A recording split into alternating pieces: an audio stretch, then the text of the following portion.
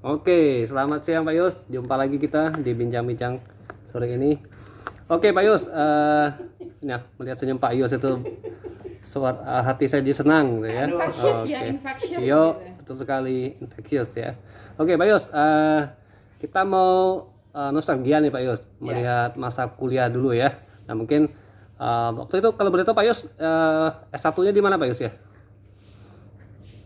Saya kuliah S1 di Flores, Pak. Oh di Flores. Oke. Tepatnya di Momere, Sekolah Tinggi Santo Paulus. Sekolah Tinggi Filsafat. Ya, Oh, Santo sekolah tinggi Paulus. filsafat ya. Oh, cita-citanya mau Flores, jadi Momere, ya. mau jadi filsuf gitu Pak ya? Bukan. Oh, jadi apa nih? Cita-citanya dulu itu, tapi susah juga kalau ngomong cita-cita ya. Soalnya banyak. Iya, rata-rata orang desa itu tidak ada cita-cita sebelumnya, Pak.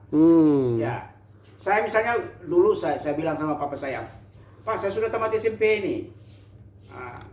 Saya mau sekolah di mana? Terus bapak bilang, ya kalau mau sekolah cari sendiri.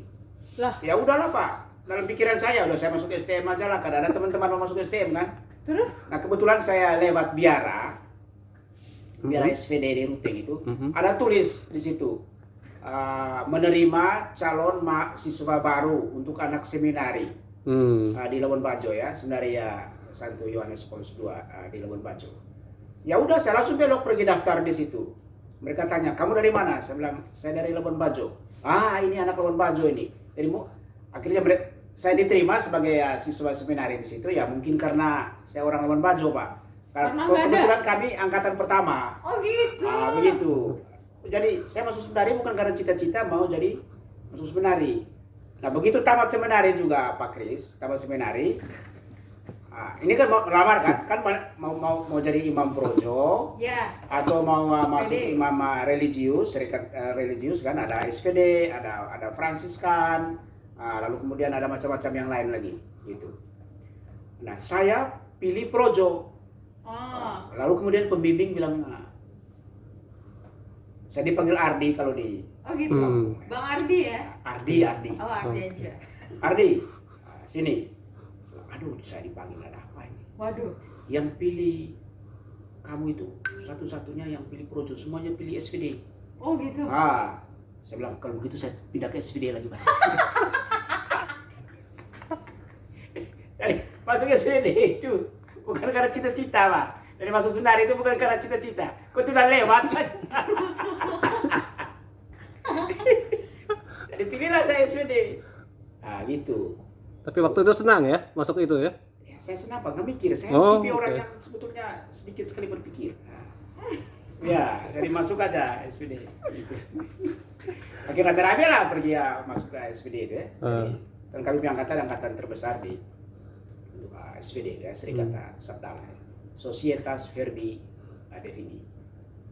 Berapa tahun tuh Pak kalau sekolah di situ ya? Kami masuk mulai kalau itu dari novis pertama itu dari 89 ya. Selesai 95 saya satu ya.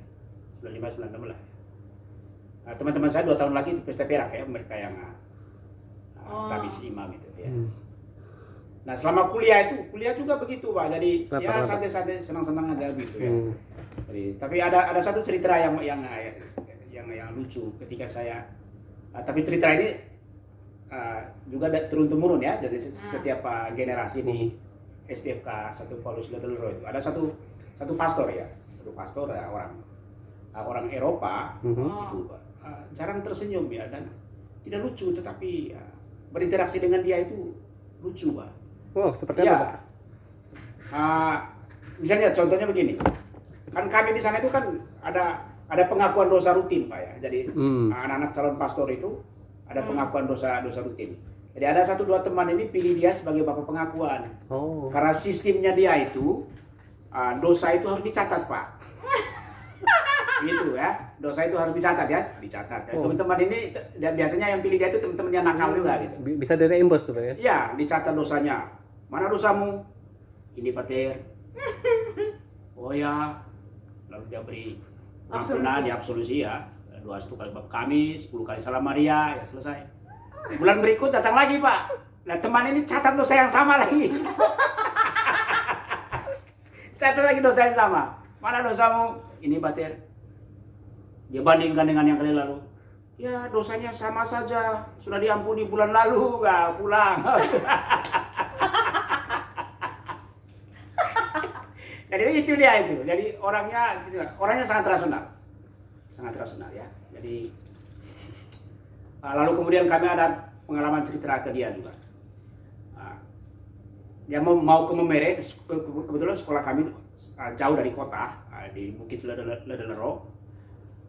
Saat dia mau ke Memere, Patir, kami bisa ikut nggak mobil Patir ke Memere? Kami sebut di sana oto, bukan mobil. Kami bisa ikut otonya Patir nggak? Open cup itu ya.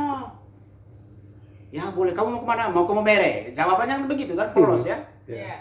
Nah begitu sampai di perbatasan Pak Kris, dia turun kami di situ. Sekarang turun di sini. Tujuan kami belum sampai ya Patir. Kamu bilang tadi ke Memere, ini sudah Memere ini. Jadi kami harus turun dari situ, jalan kaki ke kota. Berarti Bapak salah bicara soal geografi Ya, mungkin ya. jadi dia itu harus detail. Precise ya. Ya harus detail ya. Jadi kalau mau tujuannya di mana, alamat di mana, bila perlu rumah di mana itu dia akan antar. Tapi kalau misalnya kita nggak beri gambaran umum, ya udah masuk gambaran umum itu dia bilang turun di sini. Itu Pak. Jadi kami turun. Jadi perjalanannya jalan Ya, kaki. jalan kaki Pak. Ya. Dan banyak cerita tentang dia itu. Ya, dia juga pernah tabrak orang. Nah lo. Ya tabrak orang. Akhirnya ya sampai ke sidang pengadilan ya. Tapi yang menarik dari dia itu, ini juga mungkin perlu kita refleksikan. Menarik. Hakim tanya kan, Ya. apakah saudara sebelum menabrak itu melihat korbannya? Gitu. Terus Lalu dijawab. dia tanya aja balik ke hakim, ya Bapak Hakim, tanya juga korbannya, apakah dia lihat saya? Begitu. Karena saya jalan itu di jalan mobil, gitu. Oh. Jangan sampai dia yang tabrak saya. Oh gitu. Gitu. Seperti memang jalurnya mobil ya. Nah menurut saya dia rasional. Menarik ya. Nah, dia bilang gini ya. Tanya juga korbannya. Apakah dia yang tabrak saya? Gitu. Karena saya jalan di jalur mobil. Konfirmasi begitu. ya. Jangan sampai dia yang salah. Tanya juga dia. Gitu. Dan semua orang yang dengar itu Pak tertawa dan beri aplaus. Dan menurut saya itu sangat rasional. Ya, dalam praktekan juga. Ya dalam banyak praktek lah ya, kita cenderung menerima mungkin ya. menerima begitu coba ada korban dan lain sebagainya. Ternyata mungkin korbannya ingin bunuh diri di situ ya mau ngapain? Ya. Kan begitu. Bisa jadi. Ya cerita apa? Memang lucu. Lalu dari saudara berapa kali melakukan tabrak? Pertanyaan begitu kan? Tabrak gitu. Tanpa objek Pak. Dia itu ya sabar, saya hitung-hitung dulu. Saya pernah ke pasar, babi lewat, saya tabrak.